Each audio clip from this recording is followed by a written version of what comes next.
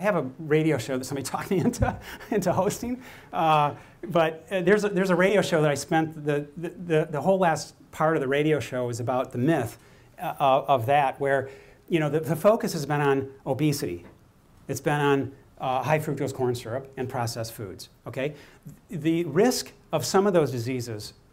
First of all, some of those diseases have nothing to do with obesity. The risk factor, let's say, one of the largest ones that it would have a risk factor for is coronary heart disease, which happens to be the largest cause of death and disease and mortality in the U.S. Okay, obesity. You know what the risk factor is for obesity for coronary heart disease? It's 27%. Okay, so you're right. 27%. You have a 27% risk factor. Go look it up. The NIH will tell you what it is. Do you know what it is for eating animal products? It's 25%.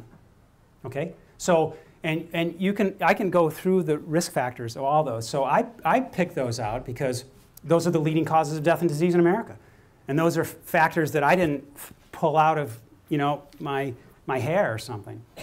And I said the precursors are hypertension and obesity, but those are also caused by eating animal products. Okay, so yes, you can be a vegan and be unhealthy. We all know that. But I'm trying to point out, yeah. But I'm trying to point out, and when I mention the thing about me, I just do that. I mean, I'm not the world's biggest loser. I'm not going to get up here and say I've lost 5,000 pounds in the last 2 days, and so do what I did. But I can tell you that that what I said is true, and I believe everybody can be like that. And until you show me, a group of people like the Tarahumara Indians or numerous epidemiological studies in various groups, unless you can show me a population that eats all meat products and not processed foods, and they have the same type of lack of diseases, I'd be all ears to talk about it. But yes, Corey. Yeah. I wanted to thank you for talking about the cage-free movement and your advice for it, because I know for a lot of us who worked on it who were vegan, it's very it was hard. It's huge. I can't imagine. I don't want to say too much more about it, but I can tell you, I spent a lot of time looking at that and then deciding how I was even going to talk to you about it. It's like, how do you feel about it? I was on a flight from Cornell to here, thinking about, I'm not even going to, I put it at the end. I had it in the middle somewhere, and I thought, I don't even want to talk about it. I don't want to, because I didn't want you to misinterpret, my intent or what type of person I am, or and I didn't want Sabrina to get mad at me. So, but I decided, honestly, I have to feel good about myself when I wake up every morning. And I felt like, if I turned this around on the flight here, and I said, if I were sitting out there and I was involved in trying to educate 1,500 students that you had to have or more on that, for their signatures to get this started, what a tremendous thing you guys did. I would still want to hear somebody who might know the farms and might have a different take on it. I really would. And so that's why I did that. So thanks for saying that, because it makes me feel better. I'll go to sleep easier tonight, knowing that you're not mad at me. So. I wanted to ask what your advice would be for our next step as a club. Yeah, I was hoping you'd ask that. Yeah, I was hoping you'd ask that. I think the next step, honestly, would be to. You've already taken a huge step with this, so I don't know that it would be that efficient of your time, even though it's the right thing to do, to kind of continue on the cage-free, knowing that there's huge abuses. It's kind of like you caught somebody, putting daggers into these chickens' eyes, and you've now made them take one of the daggers out. So does that make it better? What you did, like I said, is great. So I don't know that I'd go back to that quite yet. I'd probably hit sustainable seafood.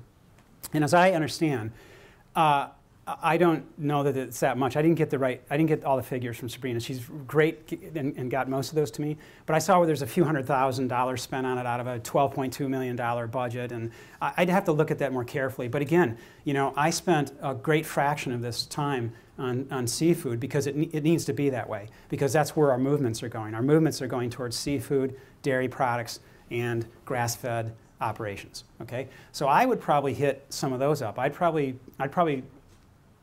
can talk more specifically with you about it, but I'd say in terms of generalities, I would start looking at and I didn't get exactly the numbers on that either from your local food, but I saw where 9% of all the local food is really vegetables and fruit. So I would start looking at turning that around to 100%, because otherwise, and you know the thing is anybody familiar with the Carnegie Mellon study about energy use from transportation of food? Only 11% of all the fossil fuel costs from a food processing comes from transportation. It's only 11%. So, you know, buying local is fine, but you should be buying then, you know, vegetable and fruits, you know. Otherwise, you're just, you know, it doesn't make any sense. So I'd hit those campaigns first. I really would. I wouldn't come back to. I'd hit cage-free later, because I'll send you some things in terms of, you'll see photos of me getting kicked out of their farms and you know, a shotgun after me, you know. But I'll send you my research on what I found. You know, there are cage-free operations that allow me to see them, which is really, I'll talk to you more about that some other time, but this was really disheartening for me, to see all that you've done, and then for me to talk to the directors of the co-op there and all the farmers. I talked to the farmers, and they won't allow me to see their, as an undercover person that was writing a story about how good they were, you know. So anyway, I would, to summarize, find out from Sabrina really what ratios you're talking about and what in terms of sustainable seafood, which probably isn't sustainable, and then probably work with raising your local percentages to where they should be. Instead of 9%, it should be like 100% for vegetable and fruits, and then working on certainly the issue of grass-fed